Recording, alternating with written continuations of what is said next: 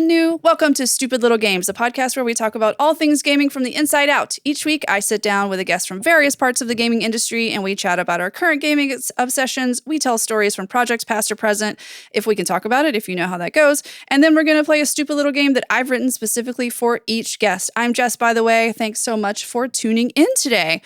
So I'm really excited about my guest today, like so excited. So a few weeks ago on this very podcast, I was chatting with John Lander, and we were talking about onboarding and how onboarding is hard. Onboarding is so hard.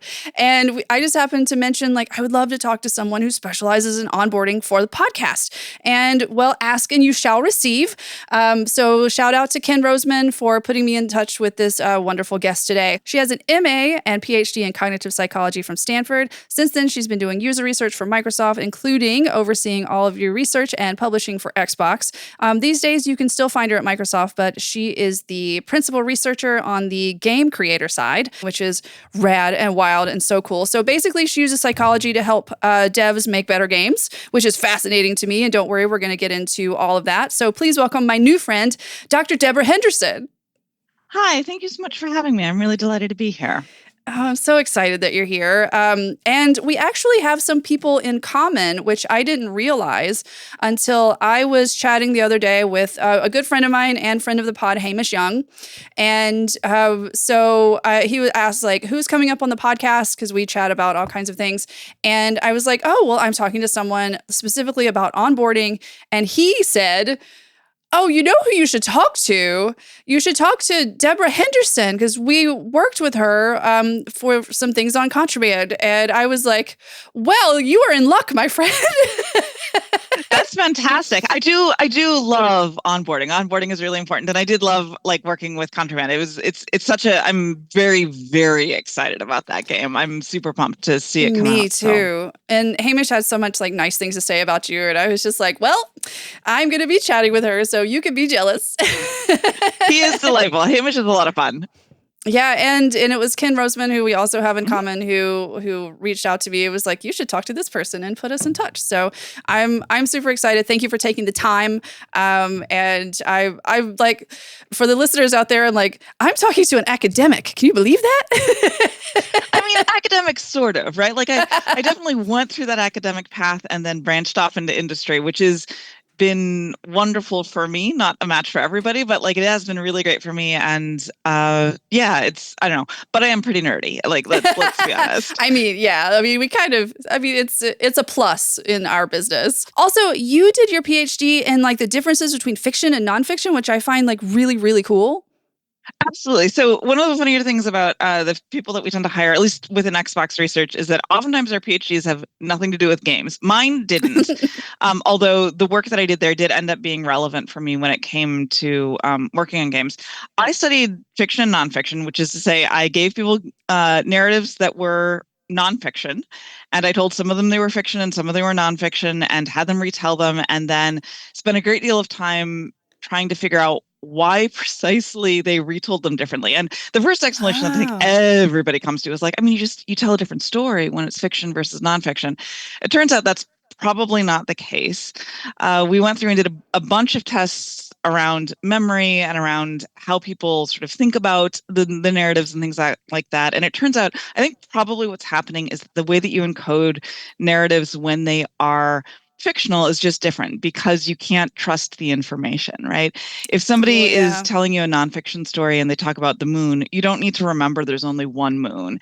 If, on the other hand, you're reading a sci-fi book and they talk about the moon, it might be one, it might be three, it might be eight. There's all of this kind of detail. And the other piece of it is that fiction just tends to be more metaphoric. And so people make connections they wouldn't necessarily make, which are sort of coincidental in nonfiction, but meaningful in fiction. And so it turns out there's something really, really interesting about how we think about fictional stuff, which ironically enough improves our memory for it, because there's sort of two ways to think about memory. One is just here's a list of facts that I remember. And the other is, hey, here's how each of these facts interconnects with the other facts. And that kind of memory is just much, much better for fiction, which I find just fascinating, right? It's one of the reasons why I think stories are important to the world. Yeah, and it seems like your whole thing was a really consequential, really long game of telephone. Yes, in some ways, right? Like it is, and that's the thing about stories is you don't just hear them and absorb them, you retell them to other people, right? I have a 10-year-old and she likes to retell me the plots of the Warriors books that she's reading. Not Oh necessarily yeah, my the taste. cats. Don't 100% follow them, but it is something where, as we're walking to school every morning, she's got a new chapter to retell for me that's very exciting for her. And that's clearly part of the experience, right? It is, stories are not something that you consume, they're something that you Yeah. share.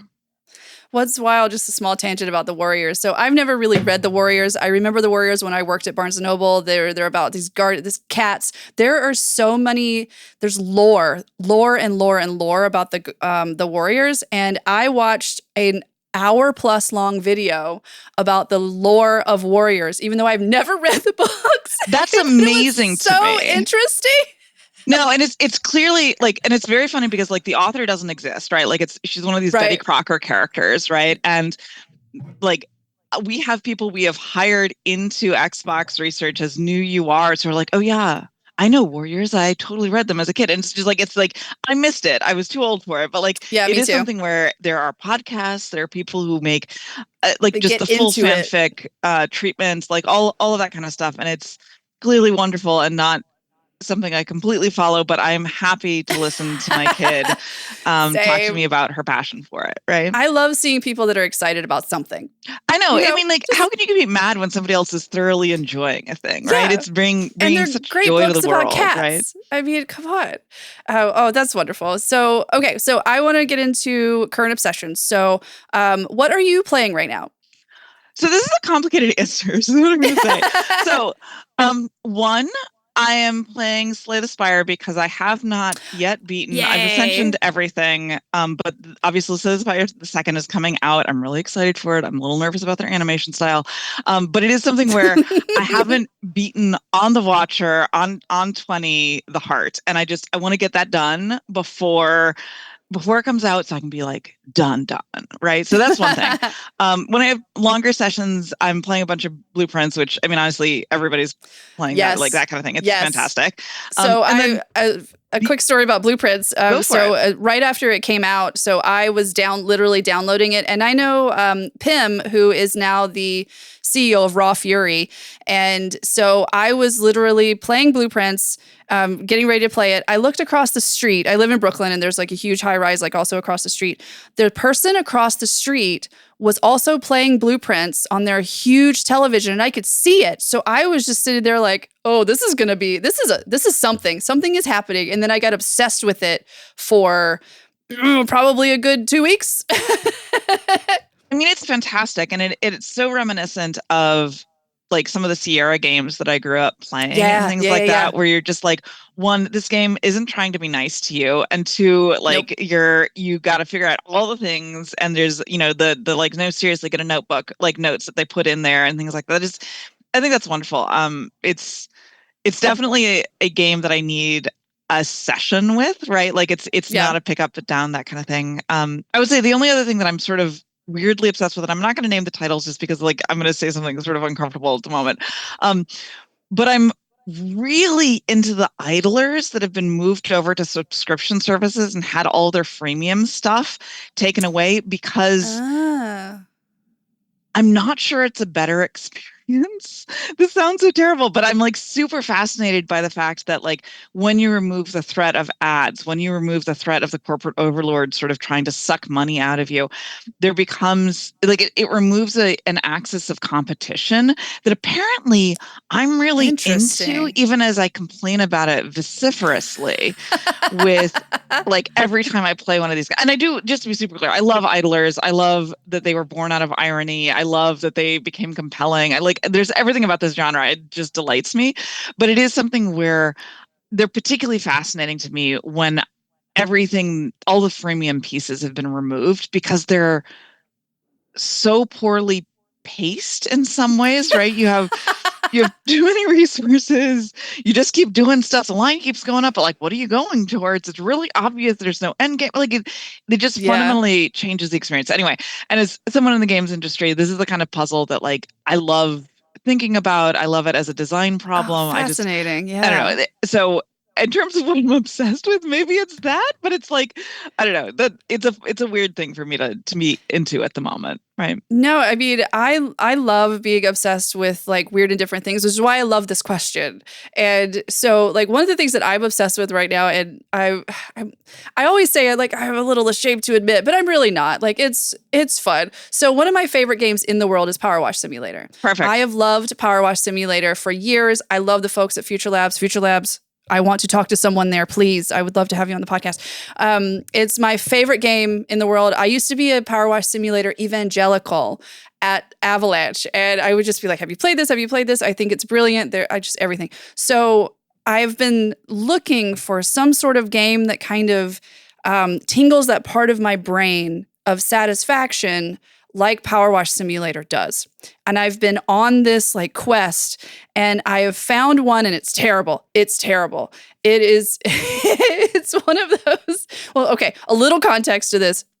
A couple of weeks ago, I got obsessed with terrible Instagram ad games because I have a spreadsheet. I should show you my spreadsheet. Because I wanted to know which ones were actually like their ads, which ones were not like their ads, how predatory they were, how like terrible this was, like what the actual games were. So I actually started writing. I downloaded like 10 to 12 in one night and just started like playing all of these terrible Instagram ad games. And then I found one that is still not great because it's still like, oh, if you're out of lives, you can pay 99 cents to get 5 more this one time, but next time it's going to be $6. It's still one of those type of things, but it's called All In Whole. And is it golfing? Like what is No, it's basically you play this hole and you just have to go around and drop things in the hole and then the hole gets bigger. Okay. If you remember, like Donut County had this Donut County side had of thing. a thing like that, like very Katamari in terms of its like vibe, very right? Katamari. But this is so satisfying because you're just going underneath things and they're just falling in this hole, and then the thing gets bigger, and you have these challenges where you have to pick up these certain things, and it's kind of hitting the part of my brain that makes it purr, kind of like Power Wash Simulator. And so I have been slightly obsessed with it, even though it's one of those games that never ends. I did pay to stop the ads because I said, you know what, I'm getting so much, I don't know if joy is the word for it, but I am getting so much like use out of this game that I don't mind paying them $5 to get rid of ads. I don't mind that. I mean, sometimes it's worth it. And like, to be honest, like a lot of those games, like not all of them, but many of them are surprisingly like beautifully done. Right? Yeah, this one's not. But like, there is also something to give them credit where you're like, no, you hit on something, and I'm your person. What is this relationship we now have? Right? I'm this close to uninstalling it because I have been playing that when I need to be doing other things.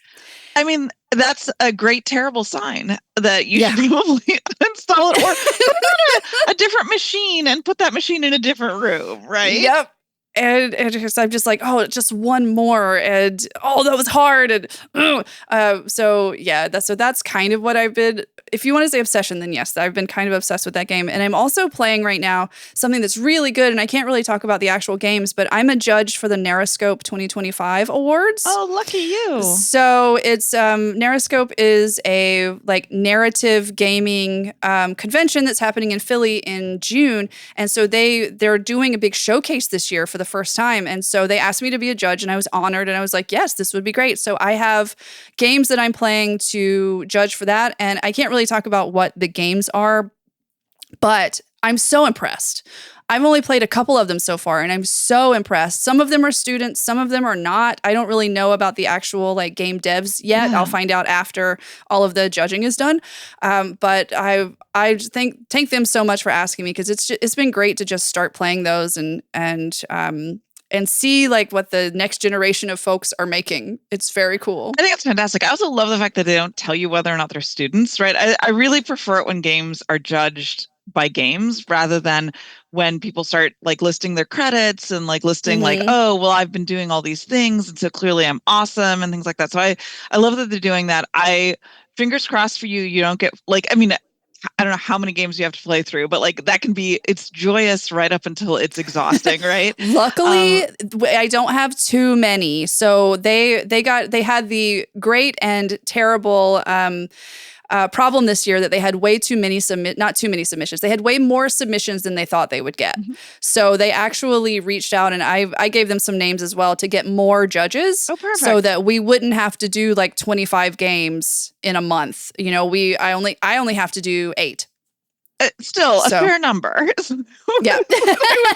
That's 2 a week. And if they're any length of right, time, like that is certainly a commitment. I mean, that's awesome. I hope it's a really great experience for everyone who applied. I hope it's a really great experience for those who win. I hope something amazing gets highlighted that I wouldn't have normally discovered. That's fantastic. Me too.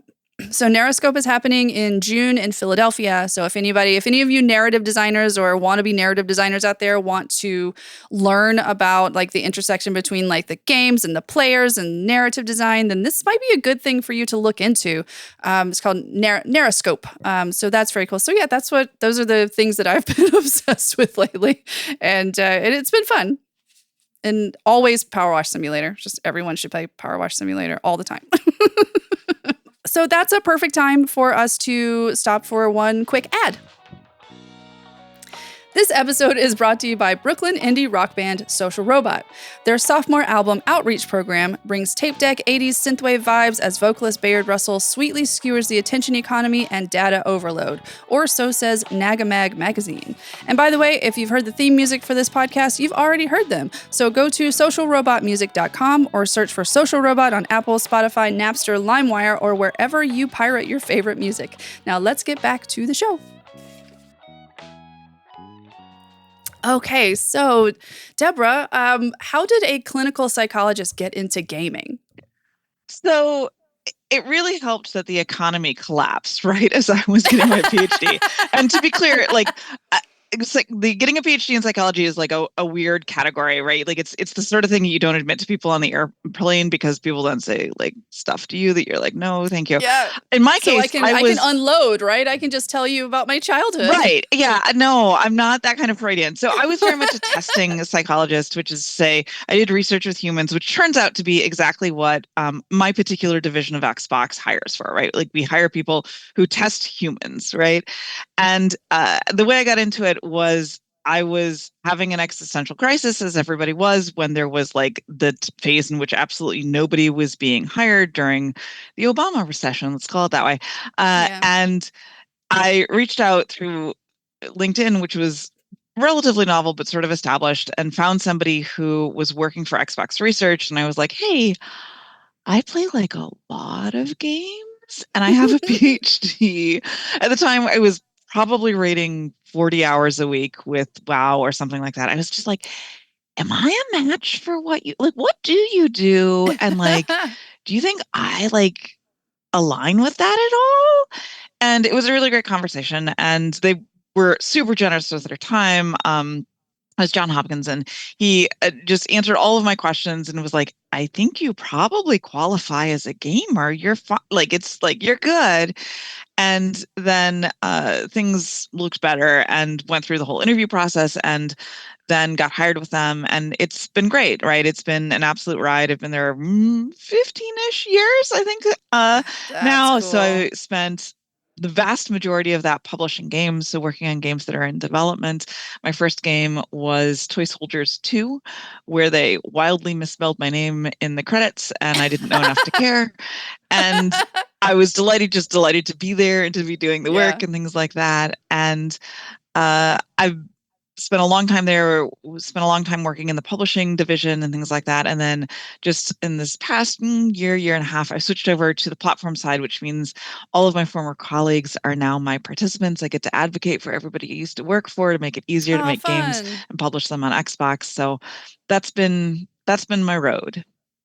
That's really cool. And the first thing that I saw from you when you kind of said yes to this is, I do love onboarding. I do love onboarding. And it was very funny because it turns out onboarding is something that I tended to think of as like really important to games. And it turns out to be like 90% of what I'm doing on the developer side as well is like, Oh, wow. hi, it turns out publishing on Xbox is really complicated.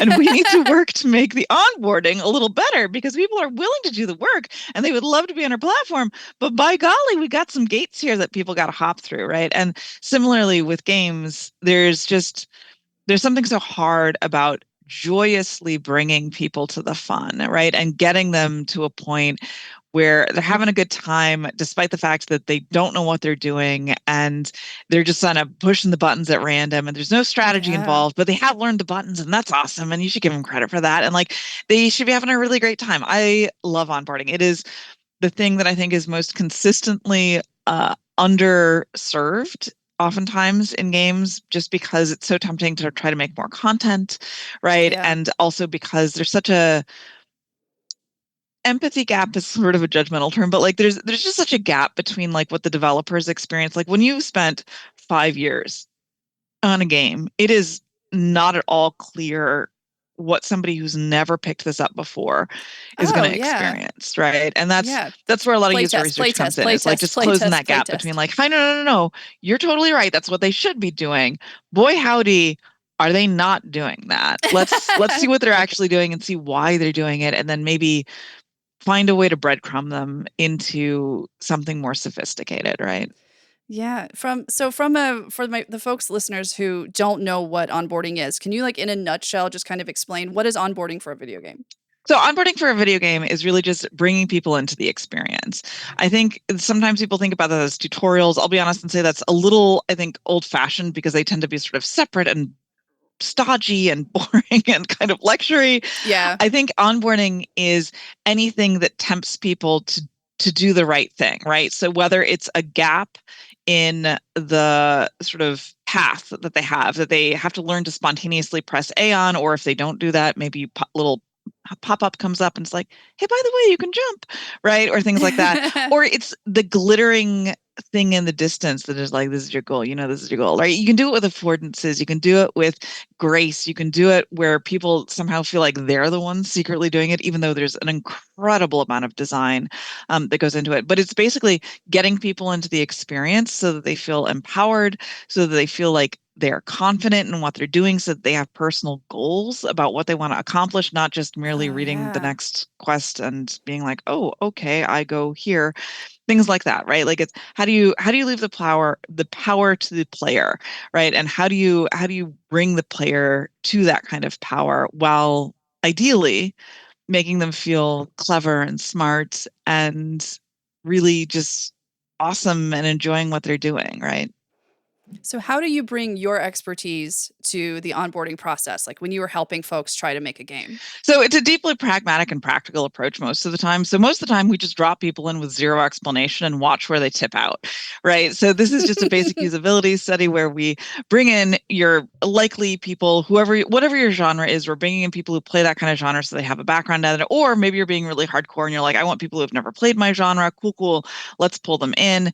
And then we just let them play without helping them at all. And a lot of what user research is it's mining the pain of participants to be perfectly honest, make Oh no, designers really sad. I want to make that the name of the podcast, but I don't think I should. No, I was just saying, like it is something where one of the harshest lessons that I was taught when I first came in as a UR was, and the way that we were trained was I was running a study, but there was like a sort of adult UR beside me being like, nope, do Nope. not say anything. Nope, do not say anything, right? And Yeah. there's just an incredible challenge there. And they basically said, if this one person has a terrible time and we can capture that, it will reduce the pain of everybody else playing the game because it turns out designers don't want people to have that experience, right? And as Right. much as it hurts them to watch people like not find the door, right? Or not pick up the 10,000 grenades that are at their feet. And my God, why are they not doing that, right? Or not just hit the button that they need to hit, right? Like they even when they think they've made it super, super easy. And it's so hard to watch somebody struggle through that. Most of the time, I think designers, and particularly, I think this is unique to games, they're designing an experience for somebody else. They Yeah. know that they People cannot have don't the same experience. understand that. People do not understand that not every single experience is for you. I've talked about this on the podcast before, especially when people get really mad when things like Resident Evil have the yellow markers on the destructibles and things like that. And I always bring it back to this. I really wish I knew who originally said it. He was talking about putting up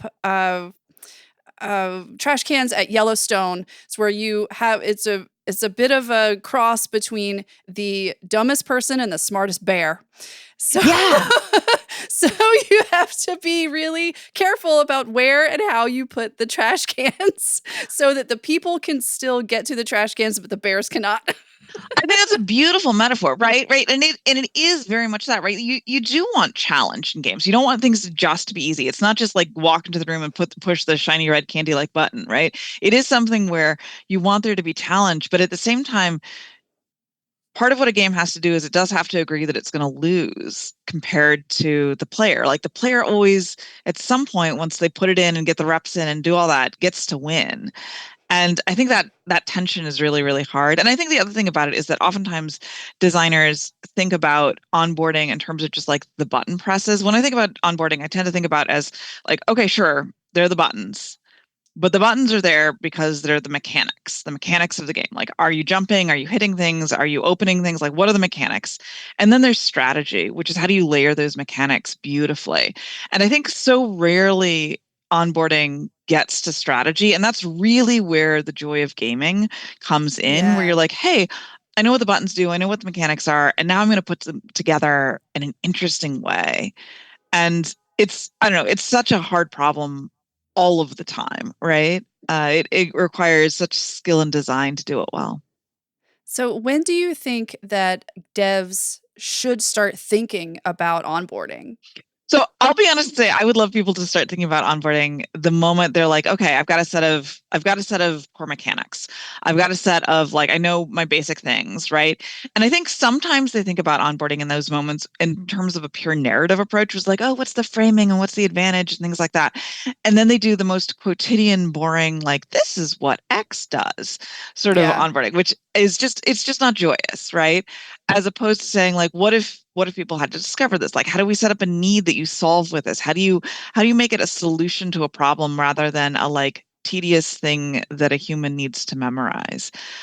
So I think it's incredibly important to start very, very early thinking about that.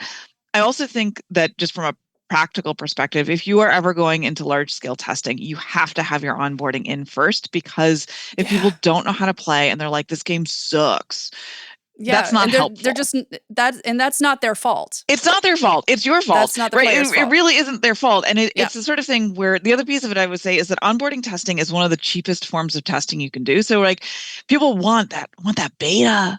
They want that fancy large thing, right? And it's like, no, no, no. But what if you slow roll just a little bit and actually got people into the game and having a delightful time, right? Because there are lean in behaviors that are so indicative of like, oh, this is joyous when you are doing onboarding, right? Toy Soldiers 2, I talked about that as my first published game. It's a game that had part of the reason I was working on it is that it had a demo because it was part of XBLA, and so it needed to do onboard while simultaneously showcasing just how badass the experience was. And we did repeated usabilities on it and got it better and better and better. And by the end of it, it had one of the best conversion rates ever in XBLA. Nice. And it's because they didn't over index on what seemed like the cool test. They in fact did the Mhm. test that they needed to do to make it best for people. And I don't know, particularly in a Game Pass world, onboarding is so important now, Oh, yeah, on because they could Xbox just and go things to like a that. different game with they don't have to pay for another game. It's just like, Right. I'm not And feeling and this it's the one kind of after thing where 15 minutes. Yeah. it is incorrect, but their mental model is this game is free, right? And Yep, so yep, it's yep. much closer to some of the mobile onboarding that you have to like. They're like, I got 5 minutes, and then I've lost them, right? And it's Mm, very, very different from that model of like they paid a quarter. How much time do they get, right? Where you want to run out yeah. the clock Oh, because you're building interesting. an Oh, arcade and that's things so like that. interesting. So how have you had to kind of change, because you've been doing the same thing for kind of like 15 years, like now that Game Pass is so prevalent with folks that are playing the games, like how have you had to change your strategies when you're working with these games? What's funny is it actually comes back to some of the old stuff, right? Like the reason I think about a lot about the XBLA titles is that they had demos and you had this kind of moment and people learned how to build demos beautifully. And that was their first 20 minutes of gameplay or something like that, which is about what people report saying that they give people in Game Pass, right? Like I'll give you 20 minutes and then if you're not selling it to me, I'm out and I'm not coming back to Oh, this, wow. right? Yeah. And what's interesting about that is like that that importance has come back in a way that I think there was a phase where you just sort of felt like, no, you can have 3 hours that are bad, but like it's a 25-hour game, and so it's awesome. Just like, and Mm. there was definitely a phase of gaming where people would just be like, yeah, just make it through the first like several hours. It gets better, right? Yeah, I And mean, that's some games a still do terrible that. message. And now people Look don't at have Mo- to do that. look And I at think that's really empowering for customers and really a challenge for developers. I mean, look at Monster Hunter Wilds. I mean, yeah, I don't want to point fingers, but like there are a Yeah. number of games that rather classically people are like, well, you'll need to get like a Yeah. full day in Once before you you get through can. this, well, the interesting thing about Monster Hunter Wilds, though, is because it's a fantastic game. Mhm. It is a fantastic game, and my best friend was obsessed with it. But he called it Monster Listener. Yes. Both him and a lot of other folks that I talk to, because I talk I've talked to people at GDC about things they're playing, and so many of them are playing Monster Hunter Wilds, and they all said the same thing. It's like, as soon as you get through the story, then you can play the game. And I was like, okay, but did it stop you from playing it? And they were like, no, no, no, you just have to get through it. So there's still, most people still play it I mean, because the it's that fun survivors on the other do, side. but Yeah, that's true. I mean, having to suffer through like so many hours of lore bore, which is just like, hey, can I like not? How do I skip this, please? Right. One of the first set of we talked about how I had worked on fiction and nonfiction. One of the first things that I did when I Mhm. came into Xbox Research is I did a bunch of interviews talking to gamers about how they were experiencing story in games, right? And it was very, very clear they were like, oh yeah, cutscenes are really expensive, and so I'm definitely supposed to watch them. Sometimes I make a sandwich while watching, right? Like there Yeah. was just like this, like, who are you doing this for? Are you doing it for the developer who has like, I feel like the fantasy of my game is whatever. Or are The you actually like vision. Yeah. delivering a really spectacular experience for the player, right? And you can look at I mean, obviously there's some games that just have done spectacular. I think Sony does a really great job with a lot of these things where it's very clear the narrative is actually delivering for people in a way that the game itself wouldn't be doing. But at the same time, like sometimes that's about, I think, developer ego, not Yeah. necessarily about, or like how I see this, right? Not actually about how people are consuming the game, right? So there's just a bit of a challenge there and a bit of a tension. Yeah. I mean, it's interesting because the games with the best onboarding, you don't notice that it's there. Yeah. Right? It's like because I'm thinking about Uncharted 2. Hmm. Uncharted 2, you start out and you're just hanging there on the bottom of this like train that has gone over the cliff, and you know that you need to go up, and it kind of telegraphs where you need to go, but it's it's still a lot of fun and it means something, and you're like, oh, if I fall, I'm going to die. You know, Right. There's tension there, but it's also very safe tension, like secretly safe tension. You get to feel good about doing all that kind of mhm. stuff.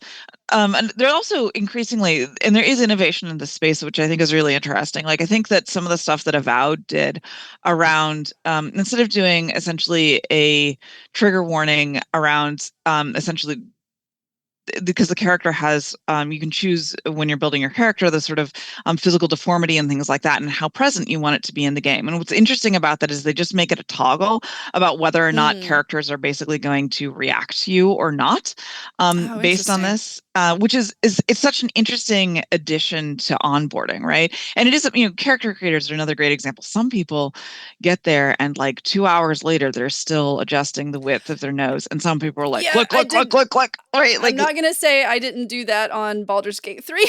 Right. No, I call totally. character creator the first boss.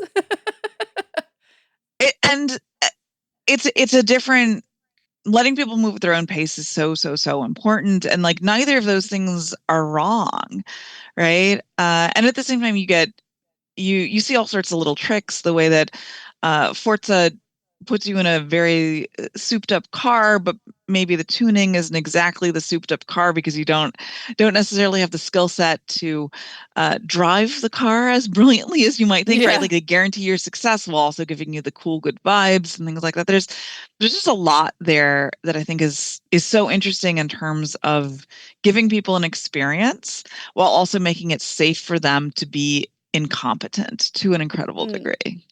Oh, that's so interesting. And also, so and it just made me think about this, talking about like the deformity and toggle on and off. Onboarding is also when you show players that this game is for them. So when Mhm. I'm thinking about like diversity and showing folks that like, yeah, this game is for everyone. Please, everyone play this game. Like it's so important. And is that something that when you're talking to the folks about their games, like here's how you can make people feel welcome to be who they are in the game in those first 20 minutes? Oh, no, I love it. It is something where particularly like when it's character creators are a big example of that. But another one that I will just throw up is that every single Halo game starts with Master Chief looking up. This is because some people play inverted and some people don't, right? And what it does is Ah. it doesn't tell you how to move the toggle. It just has you look up and then auto sets it for you, right? And it's a moment of just beautiful Oh, inclusion, right? that's It's so something where when the first cool. Halo was coming out on Xbox, it was essentially 50-50 who was inverted and who wasn't. Now it's more sort of 70-30, but still like there's a huge proportion of people who just play that way and it feels good for them, right? I And like never even why thought about that.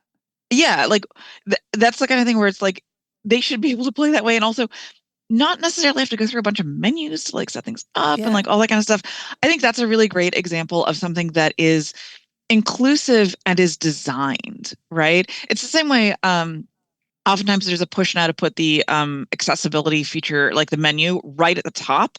The way that in the past we used to be like, you want to look at the controls, right? And here it's like, hey, you want to set things up. And similarly, there are increasingly interesting designs where people maybe start with narration on, but immediately turn it off. Because if you need narration, it is very hard to get through the first menu. But if you don't need narration, it's just irritating and you want to turn it off. So how do we balance that for everybody? And just make sure that like everybody can set things up for success beforehand.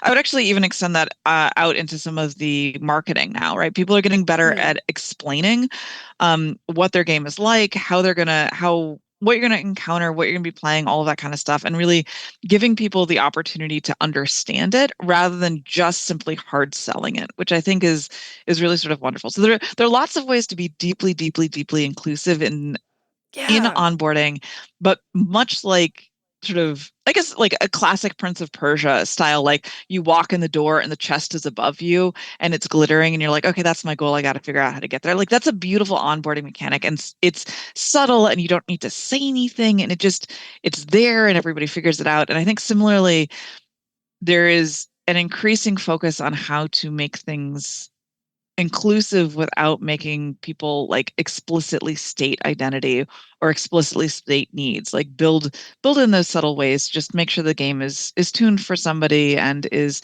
set up for them and makes them happy as they're playing. Yeah, I mean, that's like true inclusion, right? Where it's not an exception. Right. Like you're not an exception. It's just part of built into the game. I think that's great. And I think going toward more accessibility and more inclusion is nothing but a good thing Mhm. for our industry.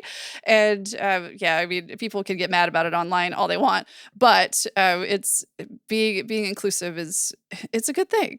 It seems like a good thing. And the other thing about it is like I would really like to be playing games when I'm really old. Yeah, me And too. like that's the I thing is am like really old. So aging I is want to just a play them now. path to disability in many ways, right? We're all going to get there, right? I would really like it if games didn't make me feel bad because the font size was so stinking tiny, right? Or it didn't make me feel uncomfortable because, like, you end up with arthritis in your hands. And so it's hard to like rapidly tap buttons. Cool. Just give me another option. Other people can play it that way. That's cool. It's cool. Like everybody do their own taste. Everybody do their own thing. But I want to be playing games in my 90s, and I think probably I'm going to need some accommodation. Yeah. Oh, that's such a good point. So there are games that have done it really well as or even whole companies. Like I can think of Nintendo, for instance. Any Nintendo game has really good onboarding from the very first Super Mario Brothers game. You know what you're supposed to do, and it kind of teaches you, but you're still having fun while you're doing it, while you're learning. No, I think Nintendo's are really great. I mean, if you look at the sort of classic Super Mario Brothers, right? Like the original, right? Part of what's so nice about it is that you, it moves at the pace that you learn, right? You make it through, and they're also great win conditions, right? And like it doesn't make you feel terrible. Like it doesn't do terrible things when you die, and it's just very friendly, and you can watch it be like, okay, learn to jump either over or on the Goomba. Okay, we're going to work to jump on top of the pipes. Okay, turns out some of the pipes are dangerous. Let's talk about this.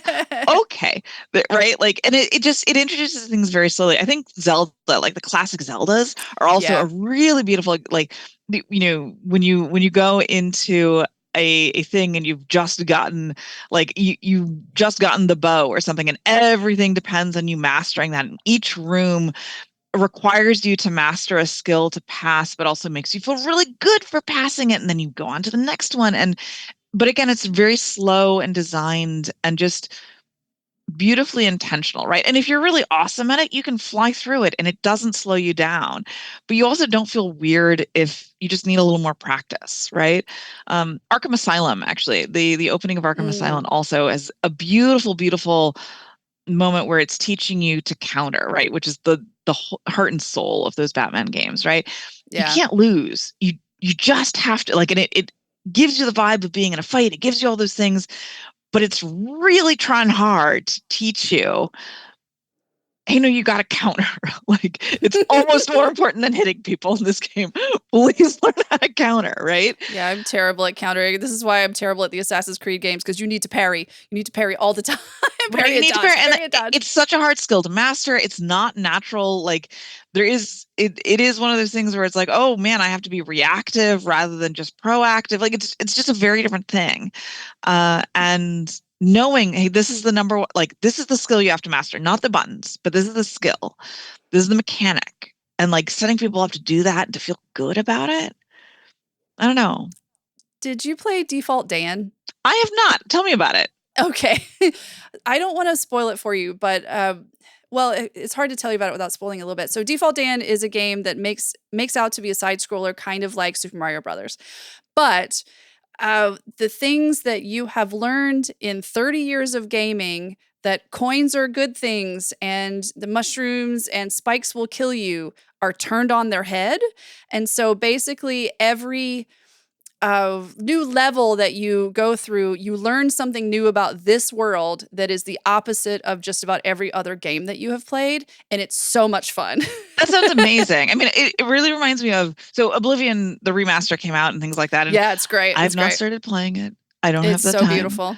At the Yeah. same time, it made me long for Morrowind because I had a moment very similar to that when I was first playing, right? Like there's the moment when you get out of Morrowind and there's like this building and it's filled with like dishes, right? Like not interesting things, but at the time, anytime you pick up, you wanted to put in your bag and things like that. And Hmm. I just remember spending like 20 minutes, like trying to like weight balance, like to get the right things so I could sell them for whatever.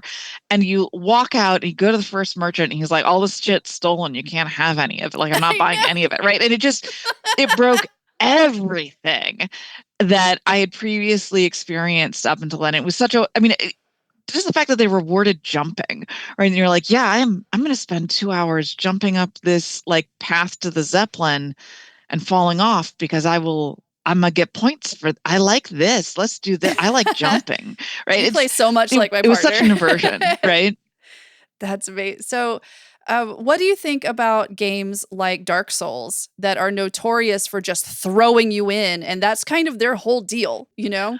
Okay, I'm gonna disagree with that read. I think Dark Souls is amazing. So when I first got to Xbox, I just hadn't played on Xbox at all, and I had to figure this out. And one of the big things about it is like dual thumbsticks controls and things like that. You kind of worry about it. And I was doing all this stuff where I was like trying to figure out like what games to get me into it. I played a lot of Splosion Man. If you're ever like, it's amazing. It's an amazing platformer. But part of why I picked it is because all of the face buttons are just explode. Like they all do the same thing. So it didn't matter which one you hit. And I was like, okay, I'm gonna master this controller thing. Did a lot of that. It turns out it wasn't until Dark Souls that I really got what the controller was about. And part of what was really nice about Dark Souls is that everybody died, which meant me dying was like, yep, that's the Yeah. game. That's what you're supposed to do, yeah. It shouldered that burden. And between the That's a good fact that point. it did that, it was also slow enough pace that you could actually really master a role, which I think is one of the harder things in a rhythm combat game to master if you are, particularly if you're new to a controller and things like that. It mastered that. Like you had all of these people who you literally saw dying, right? And you're like, oh, everybody dies here. Okay, this is gonna go poorly. Okay, like and it just it was I guess very, it does very take that freeing. pressure off, right?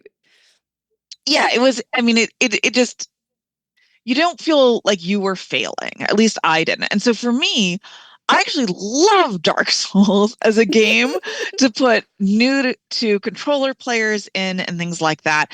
Because I mean, there's like the weird narrative piece that you have to be like, so this is like, yeah, you can ignore this. It's fine.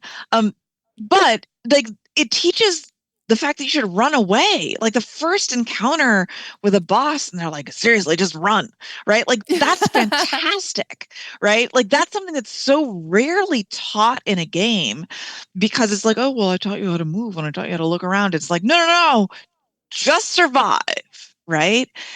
And that's, I don't know, I like for me, Dark Souls was very inviting. It was very inviting because I didn't feel bad about being the kind of gamer that I was. I was just like, this game's a bastard. I'm in, right? And that's a very different take, right? It's the Yeah. other game that I sometimes point to when people talk about Dark Souls is actually Solitaire. So particularly if you play it with a fresh deck of cards, the odds that you're going to win that game are so low. And what's stunning about it is that something like 20% of like hands that you're dealing, even if you knew perfectly what every single card was and in every order and you played it perfectly, you still can't win, right? And that's a level of hardcore that Dark Souls would never like. Part of the deal with Dark Souls is you can beat the boss, you just have to be perfect, right? Solitaire is a game that says, no, I'm not even sure I'm going to let you, like, there may actually be no way for you to win this, right? It's in some ways way, way, way more hardcore, and yet its vibe isn't that, right? Like failure is just like, Yeah. I don't know, I restart, it's fine. It's like, why I'm not gonna feel Oh, bad so about it. I don't. interesting. So for me, I think there's something really interesting there around thinking about how outcomes feel.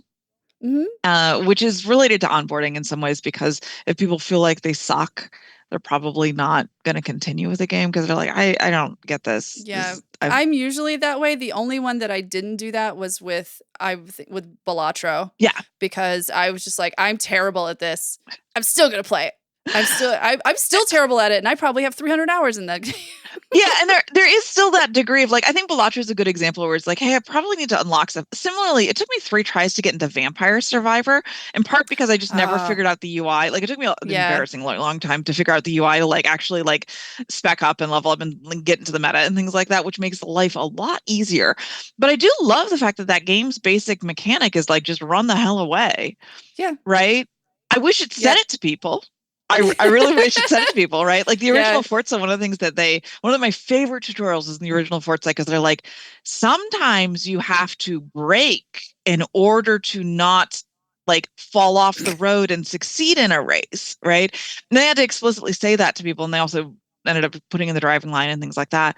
But part of what was really striking about that is it was doing a shift where instead of being an arcade, excuse me, game, it was being much more sim-like, and just the idea that like, no, no, you sometimes must go slower to go faster was just a really deep concept I had to teach people, right?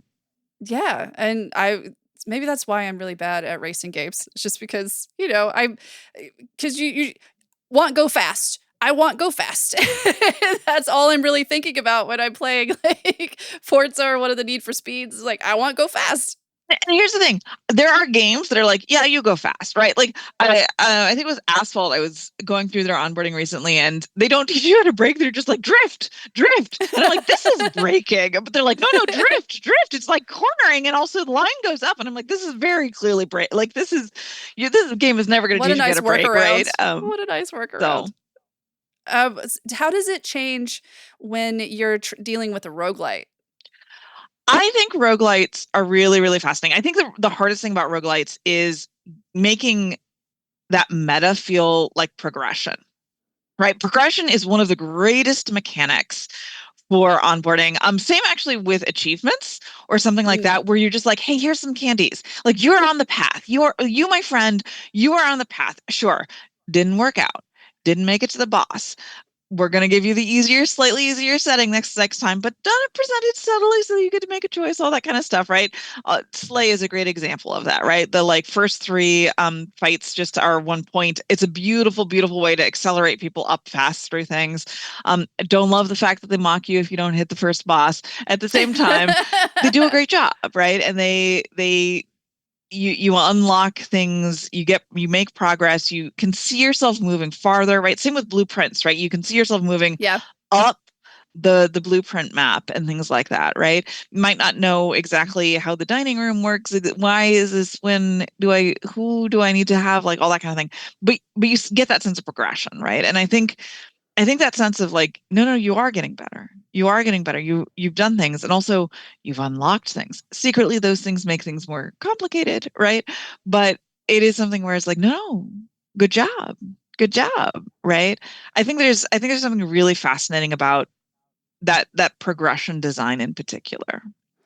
And most roguelites, don't they have like some sort of kind of gambling mechanic? So think about blueprints. Like you don't know which three rooms you're going to draw. With Hades, you don't know which weapons you're going to get Yep. like access to and which like deities you're going to Mhm. find. So you're going to get different things.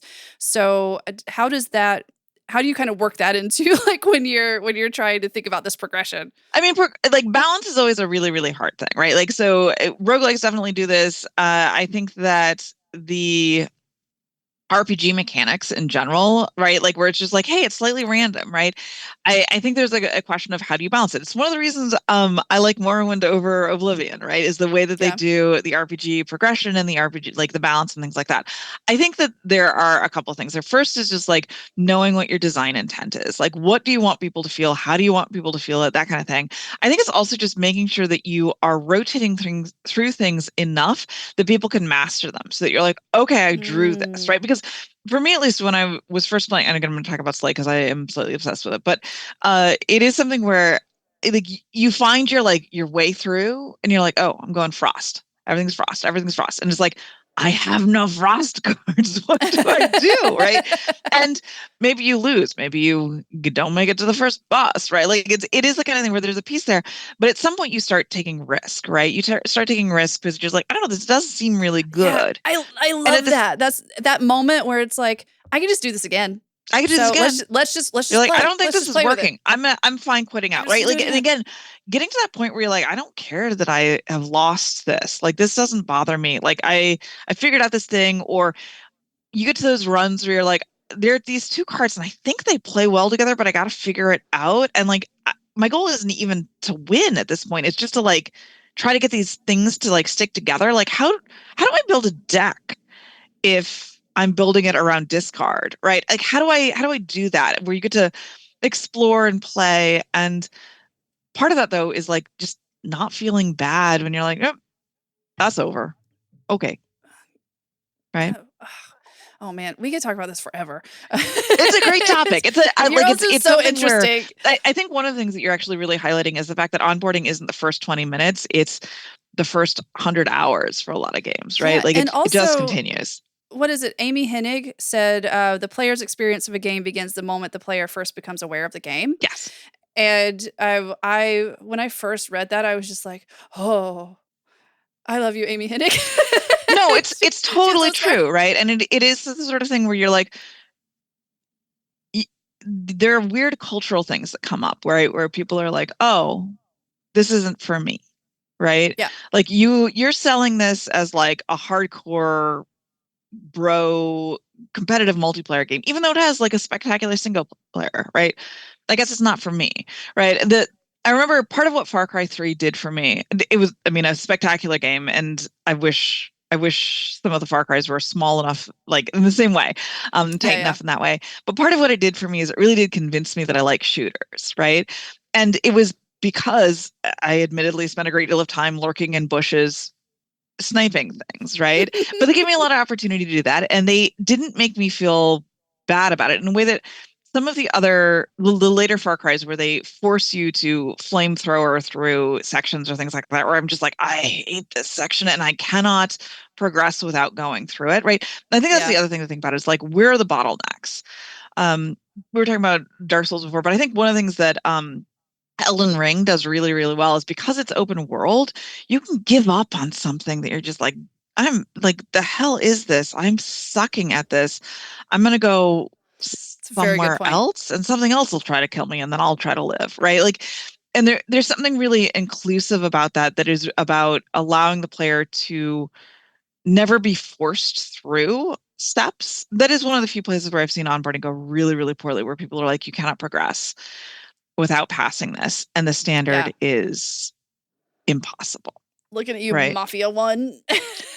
Yeah, I won't talk about the specific games because Yeah. we did solve them, but it is something Yeah. where like I've had people reduced to tears in the lab. Like Oh, it's just been wow. like, okay, I know you as the designer of this system think that this incredibly difficult skill is like vital to being the most badass version of it. But normal people don't necessarily need that, and you should balance in such a way that like you reward that, like awesome, totally fantastic. You should like absolutely high skill players should be rewarded. That's fantastic, right? It's one of the reasons why I loved the way that Forza does their like sort of skill assists and things like that. Yeah. You turn them down, you get more points. Fantastic, so fair for everybody, but it also defaults to a relatively generous way of staying on the road and things like that. So I could talk about this forever. I have one more question for you before Yeah, we get to your stupid little game. So, what advice would you have for some of the devs out there that might be indie devs making their first game or things like that about onboarding or just about thinking of the player in general? I mean, I think the basic answer is that what you want to do is you want people to play your game and you want to sit there really awkwardly and watch them and get them ideally to talk to you as they're doing it and just like don't intervene. Right. There's a reason why the classic usability that developers are taught is sort of to sit on their hands and shut their mouth. Yeah. I don't do that because I'm a researcher and so I talk constantly to people while I'm running usabilities. In part because I've been trained to be neutral and also in part because it's not my baby, right? Like it's the Yeah. kind of thing where it doesn't offend me when the game isn't played correctly. I'm just interested. Like I have that kind of emotional space. I think getting other people to play is the most important thing because oftentimes developers do things with really good intentions and it just doesn't work out the way they expect. Like sometimes designs just don't work and that's okay. You just Yeah. got to think about what your original intention was and then rework things until you actually get people to have that experience. Because also, if you're playing the game every day, which you probably are if you're the person making it, of course you know how to do this and you kind of take for granted learning how to do that. I just went through what Richard Lemarchand's playful production process, Mhm. and it's there's probably 4 or 5 chapters detailing like here is how you playtest early, playtest often. Here I cannot tell you how important this is. Absolutely. And to be honest, just get strangers to play your game. and talk to you and like watch them, right? And I think for me that is the biggest thing. I think the other thing about it that I would just say is like don't put onboarding off to the very end. I know it's really, really tempting to build the entire game and then go back and do onboarding.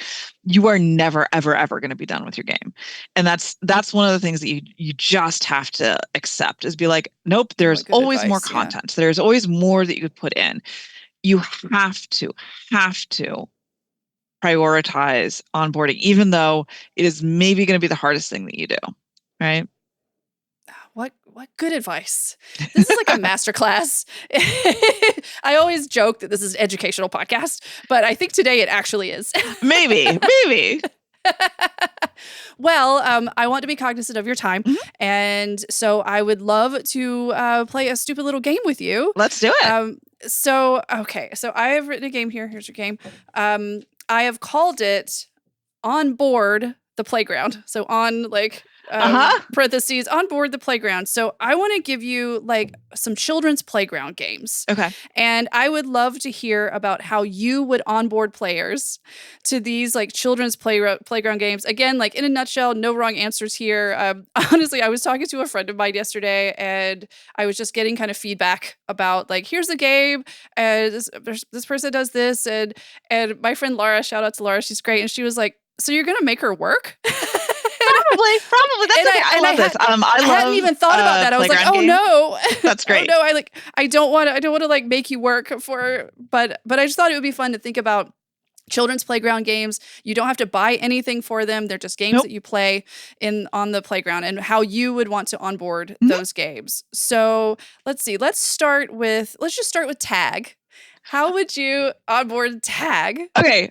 I love that you picked tag because I talk about tag all of the time with my kid. Oh, I'm so glad. Okay. Right? So part of what's interesting is that tag starts off and it's slightly threatening, right? Because there's like one person you're running around and they're tagged and then like you lose, but then like that's the person who's somehow like the slowest person then becomes the person who most has to catch people. And so I think there's something inherently weird about that structure. So good news, I know probably 10,000 versions of tag at this point because it's something where my kid plays this constantly. So I'll give you an example of one of the versions of tag that she plays at her school that I love. It's called Sharks and Minnows. It's basically like Red Rover style. So you have a row of kids and then run across the other row and they're the minnows and you have a shark in the middle who's going to run around and tag people. And part of what I loved about this is that when I first heard her talking about it, it turns out she was a kindergartner at the time, and they were playing against one singular fifth grader who was the shark, right? And I love that, like that kind of nuance and balance because it was very clear what the rules were. Like they just had to run across and make it free and things like that. And then the moment you get tagged, you become a shark. And so everybody ends up being a shark. And so it's the kind of thing where it's a little bit more winning is what I would say in terms of not getting tagged. But also if you are tagged, you're then immediately on a team. It's not just you like fighting everything. Like it really is about that kind of balance. But what I loved about it is that when they had like 20 kindergartners running back and forth, K's and ones, they just gave the fifth grader pool noodles to like hold onto it to like balance so that he could like run around and tag people and things like that. And it was something where one fifth grader was, I mean, the way that you have like 10,000 like horses that are like sized like ducks and things like that, right? Like it was that kind of model where the balance was just like everybody thought this was fair. It was incredibly clear, just like make it across, but also, and to our point about like Dark Souls and things like that, what happens when you lose is that you join the team with like the big kid, right? Like that's not the end of the world. It's just like, okay, now we're all on the same team and now we do this kind of thing and things like that. Part of what's really interesting about this now is they were playing Sharks and Minnows recently. And she is now fourth grader. So she's now one of the big kids. And what she and her friends have started doing is whenever they see that there's a kid who's getting puppy guarded or things like that. I'll explain that term in a second. Sorry, that's another one of my favorite terms from these games. They will start, they have a little like song that they sing, which I've forgotten, but they then run around and try to distract so the kid doesn't get tagged, right? So it's the kind of thing where as a minnow, you basically school up and sort of protect whoever is like losing, but it becomes this kind of spontaneous play that, again, is emergent and is the kind of thing that makes it easier and better for that other kid. And that kid feels really good because even if they lose, like they're supported by you and things like that. And if you lose, you don't care because you're trying to distract the other kid, like all that kind of stuff. And so for me, it's really about like, it's super clear. Like again, sharks and minnows go from here to here, right? One of the challenges with tag, just to be super clear, is that the way that smart kids solve it is they just run really far away, at which point they're no longer playing, and then they can't figure out how to get back in the game because like they're winning. And so why, right? And so there's something kind of messed up there. There's always that one that's gonna break it. Always. Yeah. Kids break it, and they break it because like you're like, oh, I have to optimize for this. So I've done that, and now I'm like, I am clever. Over. I am so clever. You can't even find me. Right. You can't even find me. Anyway, the other concept, I was going to talk about was puppyguarding, which is, again, a term that is used amongst elementary school teachers, but it's the, what you might know as teabagging or spawn camping or things like that, where somebody's like out. Right. And then everybody's like around them and not letting them go. And they talk about it as puppy guarding because it's like what a puppy does when they're playing and they like chase you around and they like won't give up and they're like really on your butt. And so you can't like get away and things like that. And it's like no puppy guarding is one of the rules, right? For basically every game. But it's also like part of that is that it teaches kids like, hey, if you do that, like you're like, the goal isn't winning, like the goal is playing. Yeah. And I think that's so important and something that oftentimes gets lost in onboarding where it's like, what is like the point is to be the best. It's like, no, the point is to have a really good time. So anyway, right. That was tag. I love tag. Oh God, I'm so glad. I was worried about this game because I was like, is this going to be interesting at all? And it already is so interesting. And so the term is puppy guarding. Puppy guarding, which is so much like nicer than spawn camping. Let's be clear, it right? Really like that, is. And especially teabagging. Right. Like, because it is that kind of thing where it's like, hey, I'm not mocking you. Like, and because it is like, don't get up in people's face. Don't like, you don't need to do that. Like, so here's another version of tag that I love, that I've seen my kids play. It's called Everybody's It. Literally everybody is it. The goal is to run around, tag other kids, and then if you get tagged, you sit down. Now, obviously in this game, everybody tags each other at the same time. So the moment that happens, you turn around back to back and play rock, paper, scissors, and that's how you decide. And then at some point, each teacher yells everybody up, and they do 1, 2, 3 to like give people space, and then they're off and running and things like that. And it's another game of like, the joy here is just running in circles while chasing people. It's not about winning or losing. Like you could win this game by just being good at Rochambeau without ever having to run, without ever having to like be physical and be fast and things like that. And I love that from an approachability and also just like a fairness standard, right? Like there's something miraculous about watching a whole school of elementary kids like play this fairly. Like the moment they tag each other, that they turn around back to back and play Rochambeau, and that's like fantastic. Also, just in my head, thinking about like the way your daughter plays tag, or the minnows and shark, it's just having it's like thinking like 30 6 or 7-year-olds running around, and then there's this one bigger kid with a whole bunch of the pool noodles. It sounds hilarious to me. Right, like the experience itself is delightful, right? And it turns out like running around like a crazy person is delightful, and being slightly frightened is delightful, and like screaming your head off is wonderful. And the main thing is like, you don't want to turn it, and like the thing that I think original tag does, although like freeze tag is maybe an alteration that more people in our generation are familiar with, like, is it just like you sort of like lost, right? And like that was, again, tag, okay, you're it, okay, now I'm running around, but I'm the slowest person, like that kind of thing. And then freeze tag sort of was nice because like one person stayed it, but people were frozen, but then you were helping people. And it's such a lovely evolution through the mechanic. I really love games that work a mechanic to death. And this is something where I think definitely elementary school, like recess wardens, I guess, have definitely figured this one out. And it's also really good optimizing for like, okay, run around, children, get tired, please. Exactly. Please love like just running around, right? Like be physical, use your body, get your wiggles out, all that kind of thing. Also have a good time and be fair, right? Oh, God, that's great. Okay, so the next one is Marco Polo. Oh, Marco Polo is super fun. I was just in Hawaii recently, and I was playing this a lot with my kid in the pool. I do think it's better, and it's definitely a pool game. I think that's definitely, for me at least, I realize you can play it other places, but I think that's definitely it. I think if Yeah, I I were think I've only onboarding played people, it in like the part of pool. what becomes again, like where are the boundaries? Because otherwise, like if you're in the ocean, like you can just swim far away. It has the same Yeah. problems that tag does.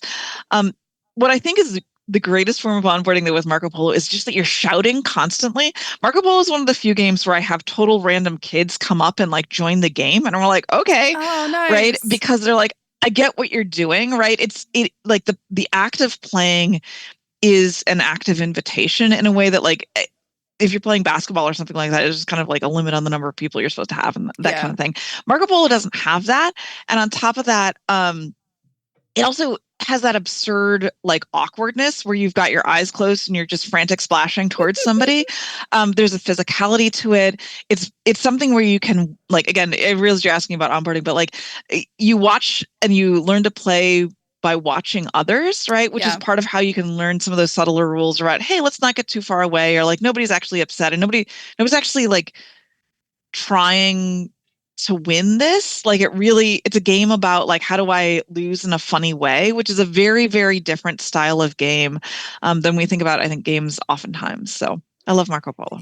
It's also interesting, I've never really thought about these games in this way before, but it also teaches you that it's okay to look silly.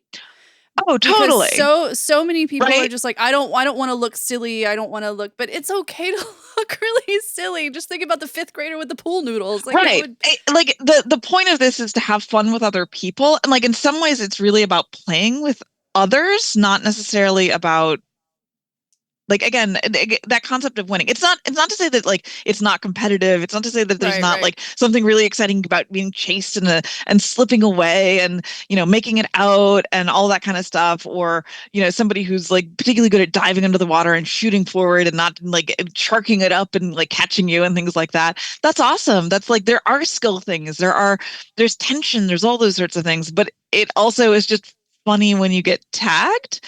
And I think that's something that's incredibly, incredibly important. It's part of what makes it really inviting, such that like, I mean, the idea of onboarding somebody, again, to your Amy Henning quote, where you just like, you see somebody playing a game and you're like, I want in. Like, that's Mhm. amazing. That's Yeah. what a win. Like, how This is spectacular. why all I do is watch like YouTube videos of people playing video games. I've bought so many video games because I'm like, I've never heard of this before. This looks amazing.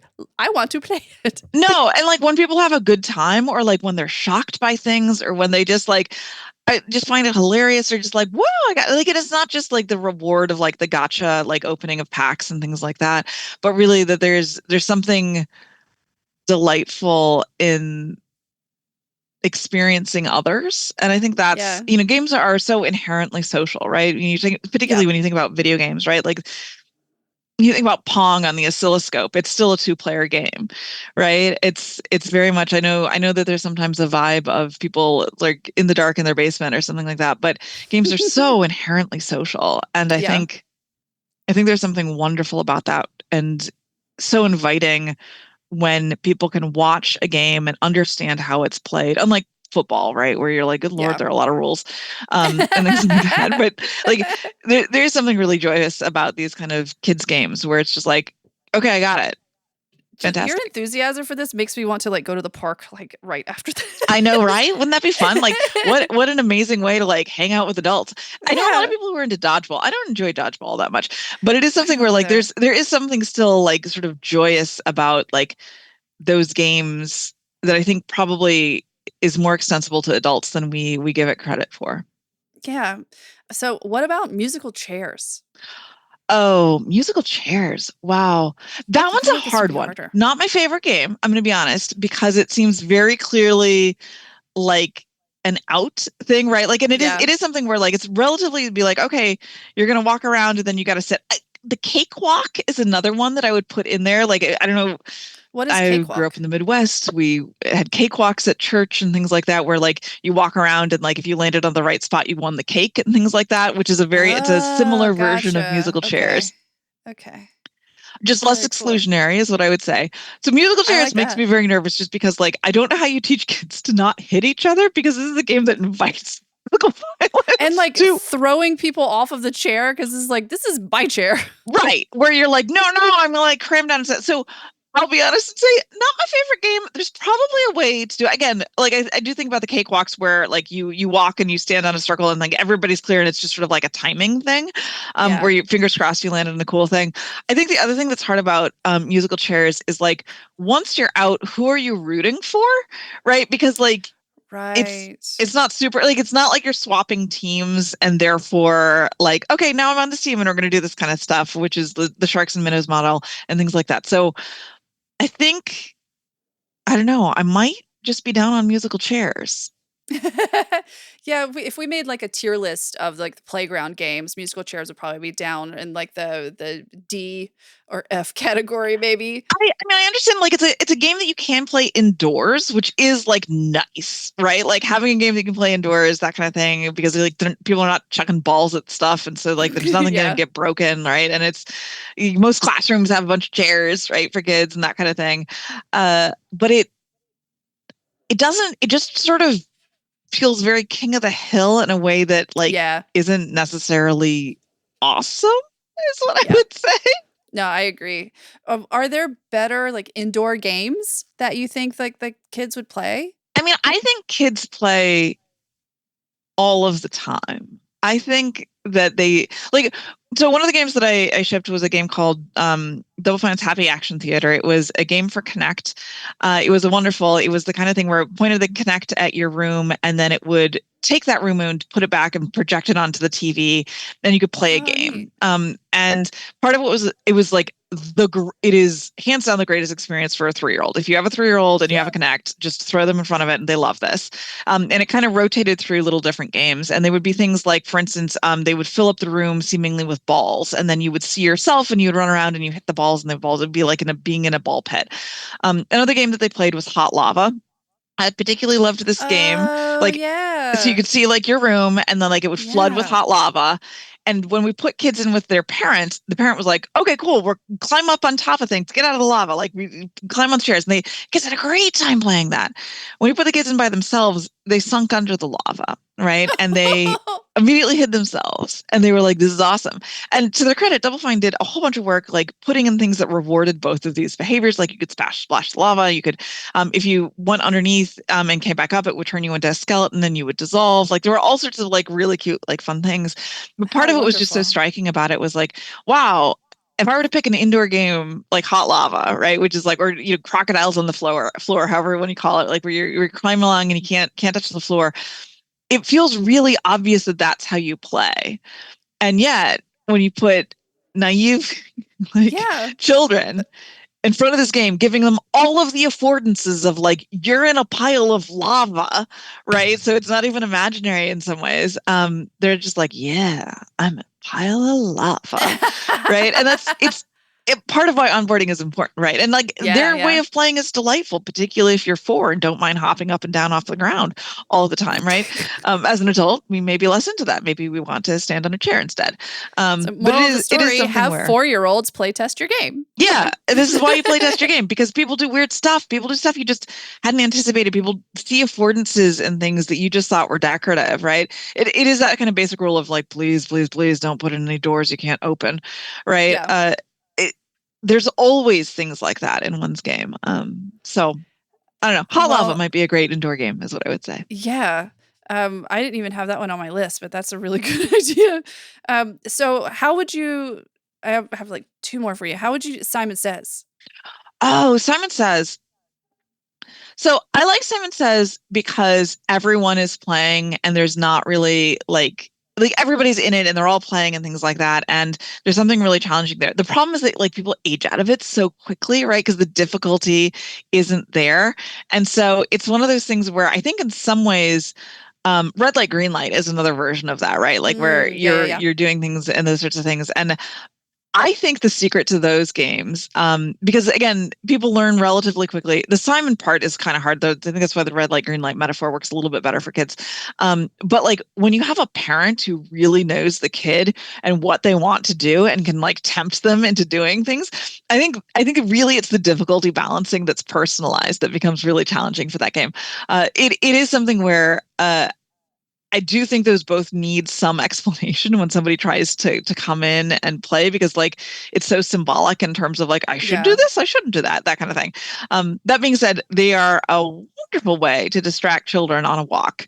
And so I strongly recommend them, is what I would say. Have you ever seen Game Changer on Dropout? I haven't. Tell me about it. So, okay, Game Changer is a show.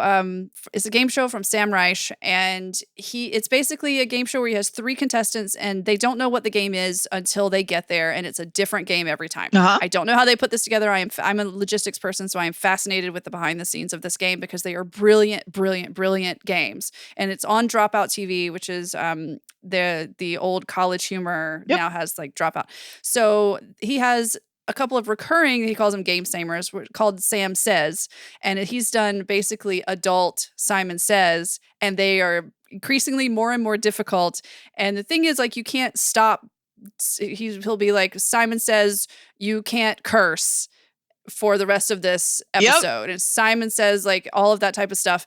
And so I think you in particular would love Game Changer. I think it's fantastic, right? Like finding those things that are legitimately hard but it has to be tailored to the individual. Like it really is that balance challenge of like, what is hard for adults to do or to not do, as the case may be, right? It is something where it's like you can only say sentences that are three words long or something like that. It becomes very, very, very, very hard, right? And I don't know. What's interesting about that is it inverts it so that it's the Simon Says part becomes the difficulty piece, as opposed to, in I think the kids version of the game, not doing it becomes the thing that's really, really challenging. And then at some point, like we have inhibitory control, and like there's a natural progression of aging out on that particular thing. So it is something where great game for little kids. Maybe once you're 6, you're kind of like growing out of it, that kind of thing, and you end up flipping it over. And that's a fascinating way to flip it, is to be like, hi, you just had to do hard things. I'm going to send you a link to Game Changer. Some of them are on YouTube. I think you would really. That's fantastic. Really, I appreciate the recommendation. Okay, very last one. This is kind of a trick question, because how on earth would you do Calvin Ball? I mean, I think the thing about Calvin Ball is there are no wrong rules, right? Right. Like, I think the only rule in Calvin Ball is you can't have the same rule, right? So I think that falls into a... it's a great example where it is the kind of thing where sometimes when I've done rules for people on things, I'm just like, no cheating is one of the rules, right? Because and this is particularly true when you're dealing with other like URs or other people in the games industry, where they're just like, the rule is no cheating, right? And when you don't define things, they're like, they come to an understanding, or I'm like, nope, that one's cheating, right? You can't do that. That seems like, right? And there's something about saying out loud that there are unspoken limitations on some of this kind of stuff, right? I mean, I think with Calvin Ball, like, they get into a lot of fights, Calvin and Hobbes do, but I don't think it's like that violent, right? Like there's safety constraints and things like that. And then there's just, I think, probably the fact that you always have to be engaging, right? Like in much the same way we've talked about, like the kid who wins tag by just running away, right? Yeah. You're not allowed to do that in Calvin Ball. You always have to be like doing something. And I think just that idea of innovation, that idea of like, nope, now we're playing baseball. Nope, now we're bowling. Nope, now we're picking flowers. Nope, like all of that kind of thing. I think that would be fantastic. I think that's the kind of game that little kids would be happy to play. And like, adults all you have to do is just keep paying attention, right? Oh, that's amazing. Well, congratulations. You won the game. Woohoo! That's awesome. Oh my gosh. This has been such a great conversation. And honestly, I could talk to you for another 3 hours about this stuff because it's so interesting. But I do want to be cognizant of your time. And now we are friends, so you're not going to be able to get rid of me Absolutely. that easy. So I would love to know, where can our listeners find you if you want to be found? Sure. So there are a couple of places to find me, depending on whether you're in the US or you're international. To be clear, a lot of what I do these days is I run studies with game developers. So whether you've published on Xbox or you haven't, we are always looking for game developers who are willing to be a part of our studies in much the same way I'm recommending that you playtest your games. We are looking to playtest all of the systems with an Xbox. It doesn't matter sort of your skill level. It doesn't matter whether you're AAA. It doesn't matter whether you're indie. You can be anybody as long as you make games and you you are trying to publish them, we would love you to sign up and allow us to invite you to participate in studies that we think might be a match for you. Never going to make you break your NDA. It's all very safe. It's all that kind of thing. And we always offer gratuity and all that kind of stuff. So the ideal here is you sign up, and then when we have something that we think is a match for you, we send you an invitation, which you can accept or reject as you would like. So that's probably the best way for you to find me. Otherwise, you can find me on LinkedIn, all that kind of stuff. But I would love it if you would help me make it easier and better for developers to publish with Xbox. And I'm going to put links to all of these things that Deborah is talking about right now down in the show notes. So if you're like, hey, I'm interested in that, you can just like take a look right now. And I'll also put them on the socials when the episode goes out. That was fantastic. Thank you. This is a really fun conversation. You can follow me. I'm on Blue Sky. I'm at caketease.bsky.social. I'm on Instagram as cake_tease. I am no longer on Twitter anymore because fuck Twitter. And yeah, so thank you so much for listening to Stupid Little Games. Please follow or subscribe on Apple, Spotify, YouTube. I put all of these on YouTube or wherever you get your podcast. If you liked it, please consider giving us a review. It really helps us get into the algorithm in front of new people. And I have some really great 5-star reviews already right now. So thanks to everybody who has already given us a 5-star review. I really, really appreciate you. So this podcast was hosted and executive produced by me. I'm Jess Pardue. Our logo and theme music are by the super talented Bayard Russell. Final editing and mixing are by Gabe Koski, the only man I know that will play stupid and win. So see you next Tuesday. Goodbye, everybody.